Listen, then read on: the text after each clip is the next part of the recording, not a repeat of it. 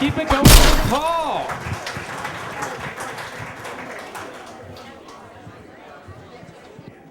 All right, well, my guilty pleasure story tonight is about my Aunt Mel. Get your head out of the gutter.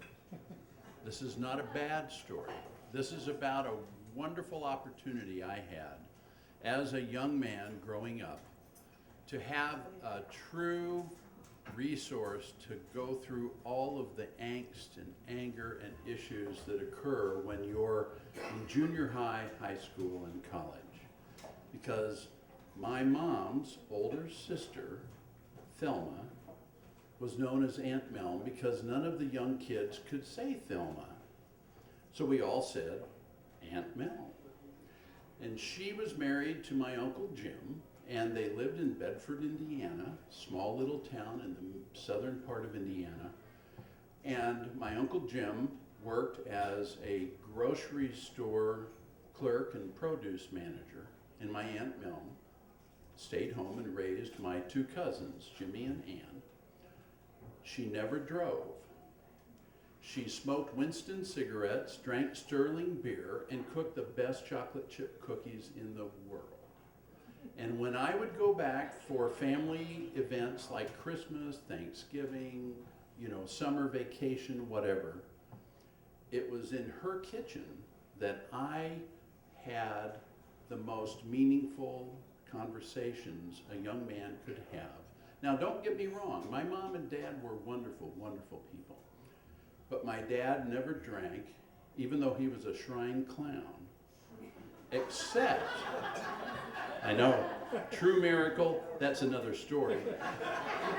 But he did drink Mogan David wine when he was on his clown excursions. That was it. My mom maybe once in a while had a beer.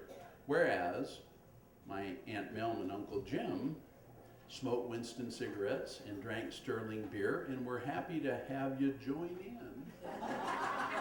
as you discussed whatever kind of issues were going on in your life. And so they had a very modest but loving home, and it was one of those places where she had a kitchen in the back of the house, and the floor actually kind of sloped down a little towards the backyard.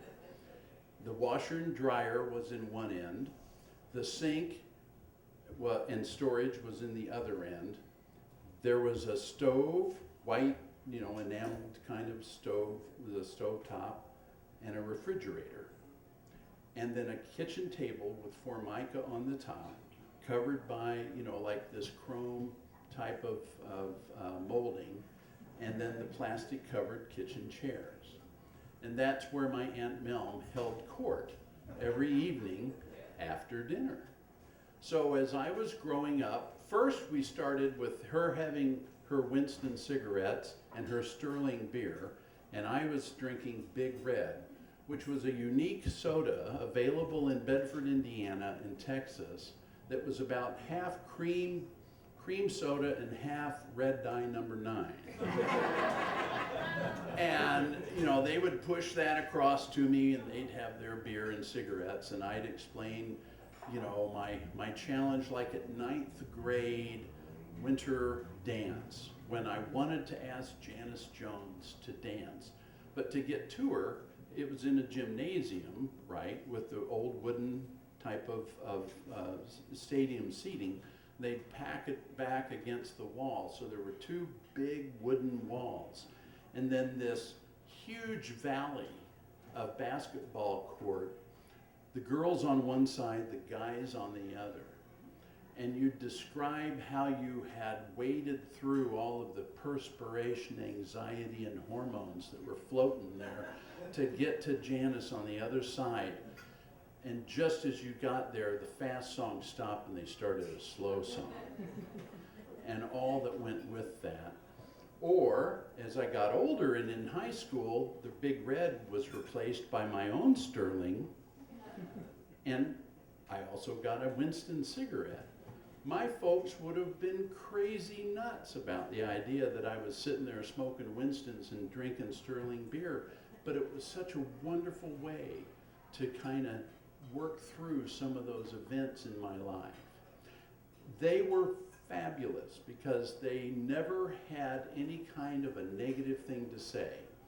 And my Aunt Milne, because of her smoker's cough and such, the most she ever said, no matter what I laid out, whatever kind of traumatic event I'd had in my life, whatever kind of challenge I had faced, whether I'd won or lost, she'd say,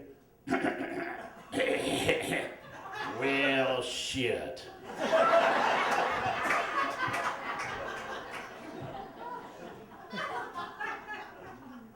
I kind of covered it. And from then on, it was like, I guess it wasn't that big a deal after all. Yeah, okay, we'll move on. And even in college, you know, I'd come and I'd have all these different issues and challenges and love issues and things that I really had struggled with. And I'd go in and I'd sit in that kitchen in this just love-filled but very basic home with an ashtray with a few butts in it, a pack of Winston, a Sterling beer, my Aunt Milne, and I'd lay that, whatever it was, out and wait for that great moment when she'd go, well, shit. And it all seemed okay again. And you know, she's been gone a long time, as has that whole generation, but nowadays, it'd be kind of nice to have them back. And thank you.